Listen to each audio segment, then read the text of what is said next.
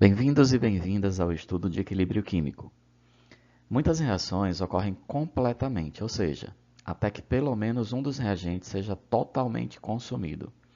Um exemplo desse tipo de reação é a que acontece quando queimamos um palito de fósforo. Ou seja, não é possível retornar ao que existia antes, uma reação irreversível. No entanto, existem sistemas em que as reações direta e inversa ocorrem simultaneamente. Esses sistemas são denominados reversíveis e representados por uma seta dupla. Essa situação acontece tanto em processos químicos como em processos físicos. É o que nós vamos estudar com mais detalhes. Um exemplo de processo reversível é o que ocorre com a água líquida contida num frasco fechado. Nesse sistema, temos moléculas de água passando continuamente do estado líquido para o estado de vapor e do estado de vapor para o estado líquido. Quando a velocidade de vaporização, representada aí por VD, se iguala à de condensação, representada por VI, dizemos que o sistema ele atingiu o equilíbrio. Então, o equilíbrio é atingido quando as velocidades da reação direta é igual à velocidade da reação inversa. E observem também, né, que à medida que os reagentes se transformam em produtos, os produtos se regeneram nos reagentes iniciais. Graficamente, nós podemos representar esse equilíbrio da seguinte forma. No início da reação, a velocidade direta é máxima e ela vai diminuindo com o passar do tempo. A velocidade inversa, ela é nula e aí ela vai aumentando com o passar do tempo. Em um determinado intervalo de tempo, a reação ela atinge o equilíbrio, está representado no gráfico como TE. E aí você observa que nesse instante as velocidades da reação direta e inversa elas se igualam, ou seja, o equilíbrio ele é atingido. E o que acontece no equilíbrio? A nível microscópico, aquele que a gente geralmente não consegue visualizar a olho nu, sem o auxílio de um equipamento, de um instrumento, ele continua, a reação ela continua acontecendo, tanto no sentido direto quanto no sentido inverso. A gente não consegue perceber isso, parece que não acontece nada. Mas, macroscopicamente, a reação cessa. Então, o que a gente consegue observar é que não está acontecendo reação. Só que todo equilíbrio, por natureza, ele é dinâmico. Então, apesar de parecer que parou, microscopicamente a reação continua acontecendo. Então, por isso dizemos que no estado de equilíbrio, as velocidades da reação direta e inversa, elas se igualam. Observe agora essa tabela. Nós temos a representação aqui do tempo, né? E as concentrações de cada uma dessas substâncias. Eu quero só chamar a atenção para o fato de o monóxido de carbono, CO, ser incolor, o dióxido de nitrogênio, o NO2, é castanho, vermelho castanho. Do outro lado da reação, no produto, nós temos o gás carbônico, CO2, que é incolor, e o óxido de nitrogênio, o monóxido de nitrogênio, que é incolor. Então você imagina que em determinado momento a reação está iniciando, aí você tem um recipiente com os dois gases reagentes, e você enxerga a coloração castanho. E aí depois que os produtos são formados, ela volta a ser incolor. Quer dizer, torna-se incolor. Depois de um determinado tempo, esse incolor volta a ficar vermelho-castanho novamente. Aí os reagentes reagem, formam os produtos incolor. Os produtos reagem, regeneram os reagentes castanho. E isso vai acontecer até um determinado intervalo de tempo. Vocês podem observar isso na tabela, que vai acontecer aqui no tempo de 40 minutos. As concentrações elas permanecem constantes e aí indica que ocorreu, o equilíbrio ele foi alcançado. Uma questão importante aqui, né, que é uma consequência a ser observada em relação às duas velocidades, elas não precisam ser iguais. Então, as duas velocidades, na situação de equilíbrio, então, em relação à quantidade dos participantes, elas são constantes, elas se mantêm constantes. Você observa que a partir de 40, 50, 60 minutos, elas se mantêm constantes. Mas elas não necessariamente precisam ser iguais.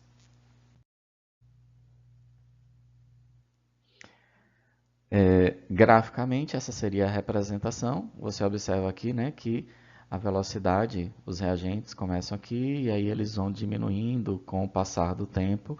Os produtos começam aqui em zero e eles vão aumentando com o passar do tempo. Então, os reagentes são consumidos, produtos são formados. A tendência é natural que os reagentes diminuam com o passar do tempo, o produto também. E a gente observa aqui, no tempo 40, como a gente viu na tabela, o equilíbrio ele é alcançado, as concentrações, tanto de produtos quanto reagentes, se mantêm constantes. Vem uma pergunta que a gente precisa entender, né? Para compreender essa representação do equilíbrio, o que está acontecendo com as velocidades das reações nesse intervalo de tempo. Então, a velocidade da reação direta, que acontece da esquerda para a direita, sentido de reagentes transformando em produto, ela é dada pela equação velocidade da reação direta é igual a constante da reação direta vezes o produto das concentrações dos reagentes. Se vocês observarem, isso é o que a gente estudou em cinética química. Então, a lei cinética é velocidade igual a constante, produto das concentrações dos reagentes elevado aos seus coeficientes estequiométricos, que no caso do CO, do monóxido de carbono e do dióxido de nitrogênio, é 1. Então, essa velocidade da reação direta ela vai diminuindo com o passar do tempo. A gente viu isso no gráfico e na tabela também.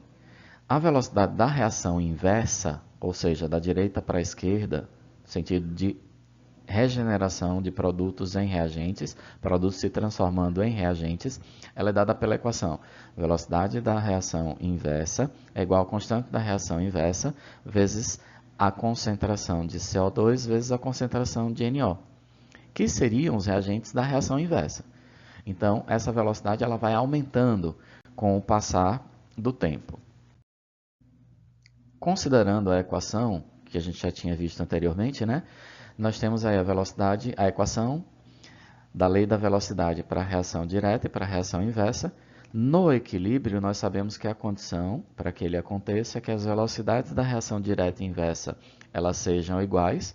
Então, logo nós vamos ter o produto das constantes, e aí a gente tem concentração de dióxido de carbono, concentração de monóxido de nitrogênio, monóxido de carbono e dióxido de nitrogênio. O quociente entre a constante da reação direta e a constante da reação inversa vai originar uma nova constante. E essa constante vai ser chamada de constante de equilíbrio em termos de concentração, que vai ser representada pela letra Kc. Generalizando, uma equação qualquer, nós vamos ter que Kc vai ser a concentração, o produto das concentrações dos produtos sobre o produto das concentrações dos reagentes, sempre elevado aos seus coeficientes estequiométricos. Então, o cálculo da constante de equilíbrio ele foi formulado pela primeira vez pelos noruegueses Goodberg e Wade, em 1863. E o enunciado, né, como a lei da ação das massas. Então, para um equilíbrio homogêneo, em que tanto os reagentes quanto os produtos estão no mesmo estado físico, ele pode ser representado dessa forma, como a gente viu aí. Qual é o significado dessas reações? A gente observa nessa equação da transformação do NO3 em NO2 e O2 a temperatura de 25 graus Celsius, que a constante de equilíbrio ela é 6 vezes 10 a 34. E a gente olha que esse 10 a 34, seria 6, 34 zeros na sequência, é um valor que é muito grande. Quando esse valor da constante é muito grande, nós dizemos que ela é produto favorecida. O que significa dizer que uma reação é produto favorecida? É que quando o equilíbrio é alcançado, as quantidades do produto elas vão ser muito maiores do que as quantidades dos reagentes. Em outras palavras, é como se a gente dissesse que praticamente todo reagente se transformou em produto. Então não vai sobrar praticamente nada de reagente. Então a gente vai ter pouco reagente e muito produto. Observe agora a outra representação. Nesse caso, a gente tem uma constante de equilíbrio, 2,5 vezes 10 a menos 29. Esse 10 a menos 29 vai dizer que a gente tem 0,25000 até chegar a essa quantidade. Ou seja, é um valor que é muito pequeno, muito pequeno. Então, em todas as situações em que a constante de equilíbrio ela for muito menor do que 1, ela vai ser reagente favorecida. Ou seja, é o pensamento inverso do que a gente viu no slide anterior. Uma reação reagente favorecida significa dizer que praticamente não se formou produto. Ou seja, a gente vai ter uma quantidade muito grande de reagente e muito pequena de produto. Nesse caso, a gente teria uma quantidade muito pequena do ozônio, do O3, e uma quantidade muito grande de O2, que seria o gás oxigênio, o reagente. Para a gente entender melhor e aplicarmos, vamos responder essa questão. A altas temperaturas, N2 reage com O2 produzindo NO, um poluente atmosférico segundo a equação. A equação é sempre importante porque é a partir dessa equação que nós vamos escrever a equação da constante de equilíbrio. A temperatura 2000 graus Kelvin, ou 2000 Kelvin, desculpem.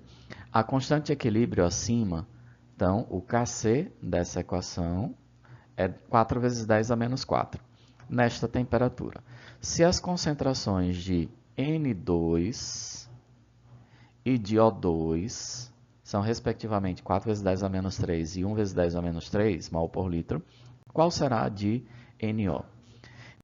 Então, observe, a questão ela informou a equação. A partir da equação, nós temos que a constante de equilíbrio é a concentração de NO, que é o produto, elevado ao seu coeficiente estequiométrico 2, sobre o produto das concentrações dos seus reagentes, que é o N2 e o O2, elevados respectivamente a 1 e 1.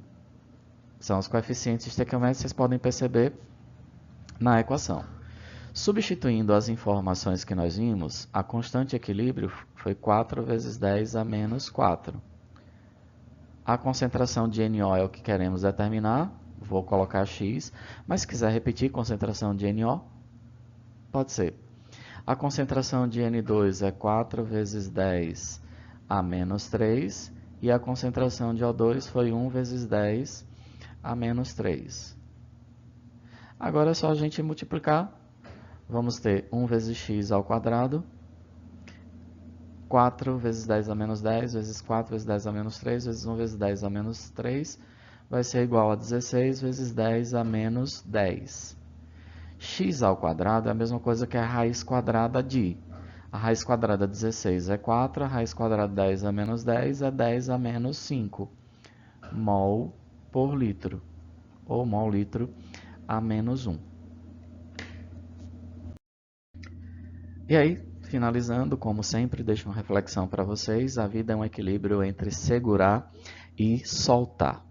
Às vezes, segurar firme coisas e pessoas machuca bem mais do que soltar. Soltar é melhor do que ficar segurando por muito tempo. Então, se você está se machucando por tentar fazer algo dar certo, no final, com certeza, irão surgir consequências. Então, por favor, tenha um pouco de compaixão consigo mesmo, consigo mesma, porque você não merece mais do que isso. Ou melhor, você merece mais do que isso. Deixar ir dói, eu sei. Mas sustentar o insustentável dói muito mais.